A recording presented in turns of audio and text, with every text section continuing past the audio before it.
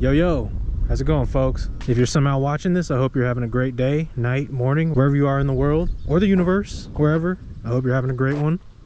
Damn, snuck up on me. I wanted to kind of do like a 5 things I hate about this bike, but I don't really want to do like a 5 things I hate. I'd rather just like list off a bunch of things that I kind of find inconvenient or things I would like change about the bike, because after having this bike for a month now, it's been exactly a month, exactly from today. Today marks the 1 month period, but there are some things that I kind of find very, very inconvenient about this bike. So first of all, I just want to say that everything I'm about to say is just based on my experience with the bike this last month. Everything is just my personal opinion. It's preference based, I guess, if that's a good way of putting it. I only speak for me and myself and my experiences. Your guys' experiences may differ. I'm not going to be in any kind of specific order. I'm just going to start listing them off. So the first one, I guess, would be these tires. How these tires are 2 completely different sizes. The one in the front is a lot more narrow than the one in the back. It doesn't really affect the riding. At least I don't notice any kind of difference. Maybe if you've got experience with this kind of stuff you would, but I don't. But yeah, just the narrow form factor in the front and then the fatter tire in the back. When I'm making sharp turns, I kind of get sketched out that I'm gonna like slip out or something like that and fall, but hasn't happened yet.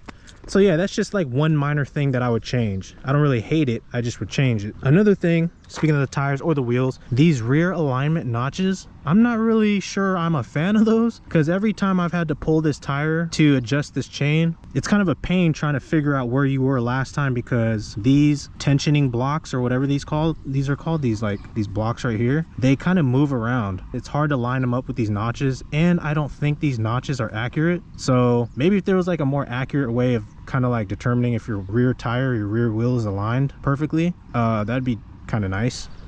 Another is this battery lid.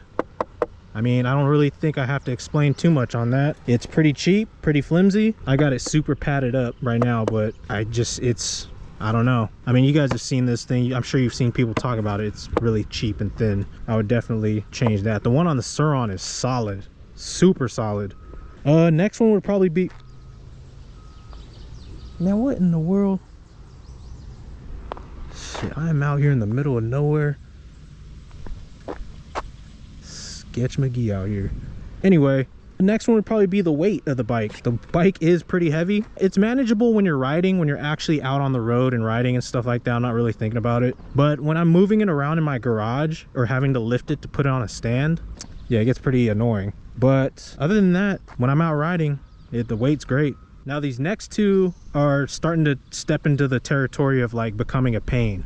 So the first one's going to be changes and differences in these bikes that you don't find out until later on down the road. So for example, I don't know if I talked about this or not, but I don't think I did. I ordered a headlight switch, the little blue halo LED light switch, the grit shift one. I ordered one, man, back on like the 21st of May, and I just barely got it like 2 days ago. So I went to go film a video of me installing it, and I got everything set up, you know what I mean? I got the phone on the tripod, had everything ready to go. And then I go to open up the harness and look for the connectors, and it's a completely different connector. It's not that standard gray oval one that you see, I'm pretty sure, in all the videos of people installing them on their Surrons and Talarias. It's not that standard gray oval one where it's got 2 cables going into each side. It's like this black one. It's a completely different one. So I didn't find out until I was right there ready to install it. And if I had have known, I wouldn't have got the light, obviously. But that's just one thing that's kind of a pain, is when you get all hyped to do something, you're all thinking about, oh, should I order this? Should I not? Then you get it and you're right there ready to install it. You open the thing up and it's like, oh wait, I can't, because it's different. So I looked it up online. I guess other Talaria Sting R owners hit the same issue, and I figured it out myself that you can just de-pin the cables from the switch or the actual harness, the connectors on the actual bike. Those plastic connectors come off. You could just replace them with ones that'll fit on the bike or onto the switch, vice versa. So I got them coming in. I got some coming in tomorrow. But I did contact Grit Shift. They said they're going to take care of everyone that bought a light off of them and is dealing with the same thing with these R's. That's pretty cool that they're doing that. I think you're going to have to pay for shipping though, but I went ahead and ordered my own and kind of just like read up on how to do it myself. I thought it was going to be a lot more complicated, but it's actually really easy. I kind of felt I was on some Tony Stark shit when he was in that cave in the first Iron Man. When I depinned those cables from that light switch, I felt all like cool.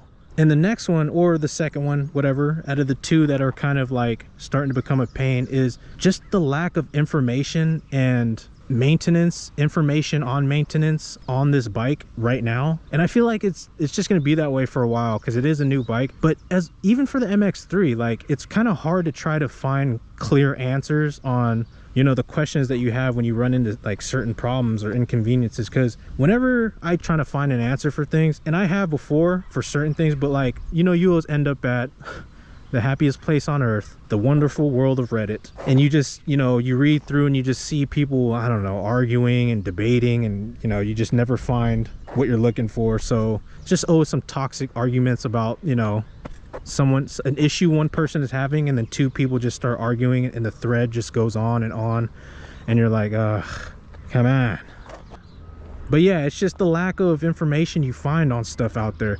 Like, how am I supposed to know that harness is different? You know what I mean? None of that is really disclosed. I'm sure there's going to be other things that I find out that are different on this bike. So yeah, it's just kind of a thing that happens as you know, it's kind of like a process thing. You know, the longer you have the bike, the more you learn about it. So yeah, damn, it is hot out here. After all that complaining I've been doing about the cloudy weather and the wind, super hot. All right, so sorry about that. I had to straight up dip because this GoPro kept overheating because, well, it's a GoPro, and that's what they do. All right, little teleportation because the GoPro keeps acting up. Hit this little climb right here in eco.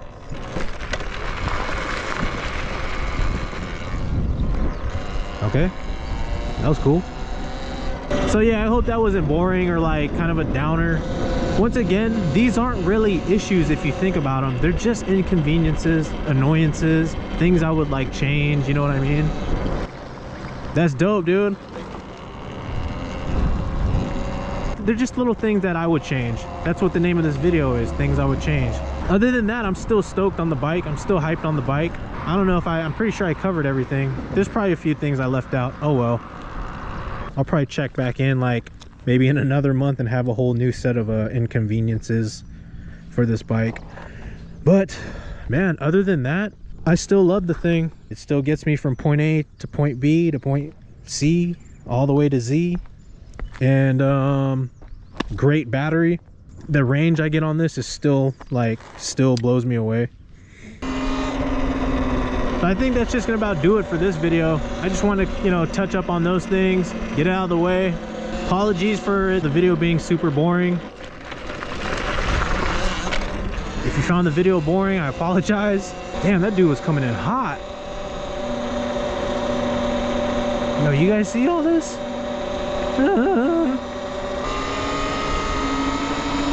So yeah, anyway, so I really appreciate you guys watching once again. If you made it this far, if you like the videos, if you like what you're seeing with this bike, feel free to subscribe. You don't have to, but it would definitely be much appreciated. Oh, what is this? Ah, that kind of hurt my toe. So yeah, I guess till next time, right? Peace.